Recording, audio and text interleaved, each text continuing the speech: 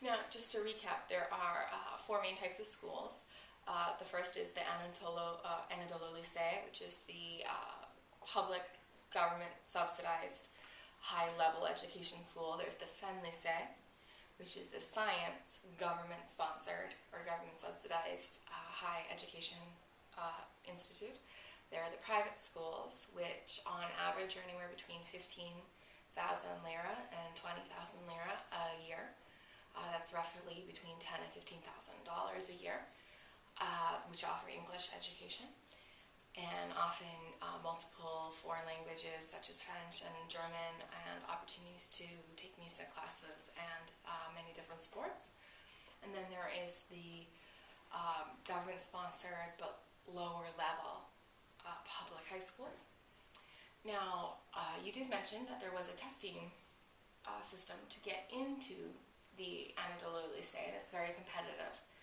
So that means that anybody who didn't test well enough, if they didn't have the funds to go to private school, would be forced to go to this government-sponsored still but lower level education for high school. How would that affect them for their college opportunities, their university opportunities within the Turkish education system? Yeah. Well, in Turkish higher education, I think the main problem is that the supply of education is way below the demand for it.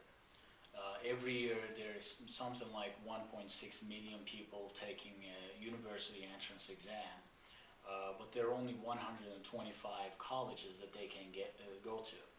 And by the way, the population of the country is 70 million people. So this makes college education a very, very competitive thing. Because of that, they have to study very hard and get good grades, etc., so that they can get into a college and have a chance to have a better life.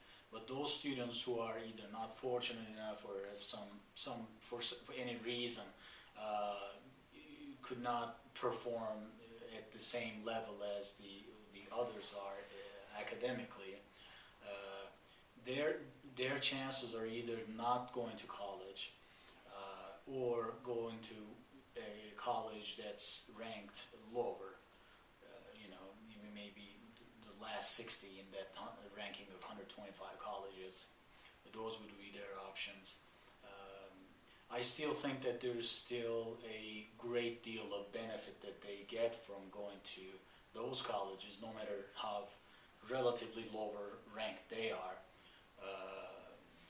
But the reality is that if they want to build a career using their diploma, then the top 5-10 schools is what they have to be in.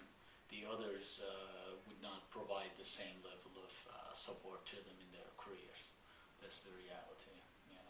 I often make this argument with many people here, like the fellow professors in school as well, that there seems like a common view in Turkey that the government is opening too many colleges. This is an argument that I have been hearing ever since I came back from the U.S. I don't agree with them personally. Their viewpoint is that they say that the opening a university is being used as an election investment. Like at years of elections, the incumbent administration is opening a college in a small town, in a rural area or something, just to attract, appeal to the voters there and get their votes, etc. I fully recognize the possibility of that, but it doesn't still change the fact that those colleges are contributing a lot to their areas. With a rough calculation, in this country where with 70 million people, we do have some like 125 universities, and with the U.S. having around 300 million people, which is roughly 4 times as many people, they have nearly 4,500 colleges. This is an incredibly huge number difference, Of course, the U.S. case is partly because it attracts a lot of international students from all over the world, but still, when you look at comparable comparable countries with, similar population, I think it becomes obvious that Turkey, one of the problems Turkey has is the smaller number of colleges. Smaller number of colleges. There aren't even enough places to fit half of the students who would like to enter each year. Right. And then also the exam, the college entrance exam, it's offered once a year, once every year, correct? It is, yes. So if you don't score well, you would have to wait for the next year, or if you're ill, you would have to hold off on university for another year. Right. That's another problem, of course. It should be offered several times a year, so that if you for some reason you're not feeling well, you don't perform well during that test day, particular day, then you would have chances to take it some other time. Of course, it complicates matters a little bit and makes it more expensive, a larger administrative issue from the viewpoint of the government, but that's how it should be nonetheless.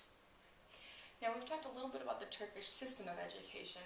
What about the Turkish style of education? How, within the classroom, things are taught? I mean, maybe the system of education affects the style of education. I'm not quite sure. Is there a lot of group work or interactive work, do you remember, in the classroom?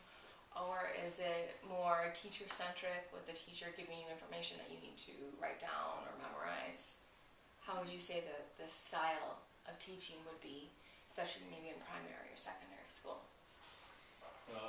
Well, it was mostly, teaching in front of the board and students taking the notes, and then there were periodical exams, and you would prepare for the exams and pass the class. So like there wasn't much of a sense of seminar type courses. I think it's a great idea in junior highs, for instance. Kids should be allowed to speak so often during classes that it should feel like a seminar course. That would boost their self-confidence. That would stimulate innovative thinking. So many things. It's so much better than everyone watching a teacher in the board, much like watching a TV or something, and try to learn something out of it. And they also have the problem of jotting down their notes at the same time, which is not every student is equally talented. Like I'm one of those. I cannot listen to people, understand what they're saying, and at the same time take meaningful notes. People's minds work different ways, and my experience was that it's mostly a one-way street. In other words, it should be, I think, two-way street. It's one area that needs to be improved, definitely.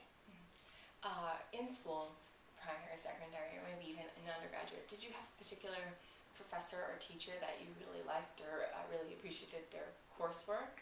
And was there a particular reason why? Were they different from your other teachers?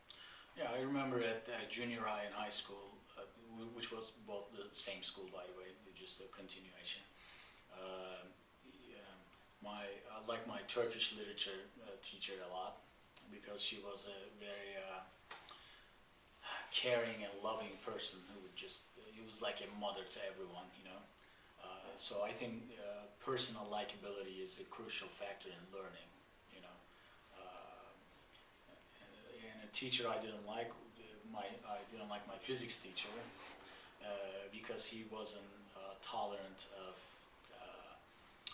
difference. He wouldn't tolerate us making noise, or even just like simple childish things. He would have some like harsh punishments for those. So I strongly disliked them, and because of that, I can easily say this: I didn't develop any interest in physics, even though I find number-based courses to be very easy. It just comes to me naturally.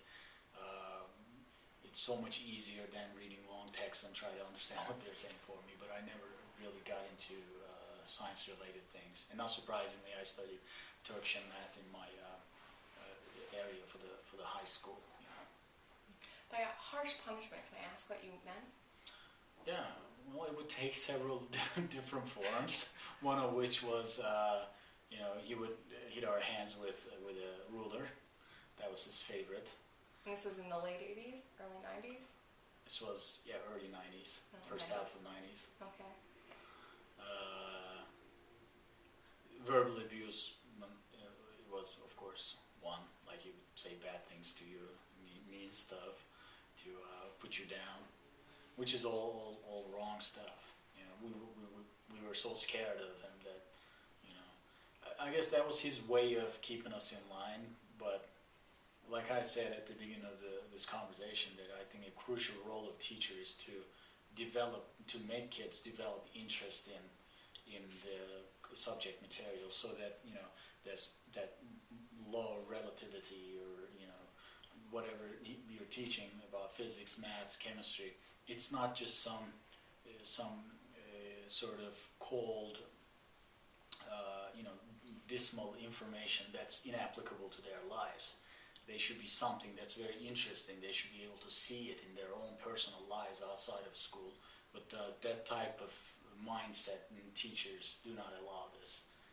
With that, actually, if we email my former classmates from those years, if we email one another, we still sometimes mention his name, you know. And we're curious what he's doing now. Interesting. Yeah.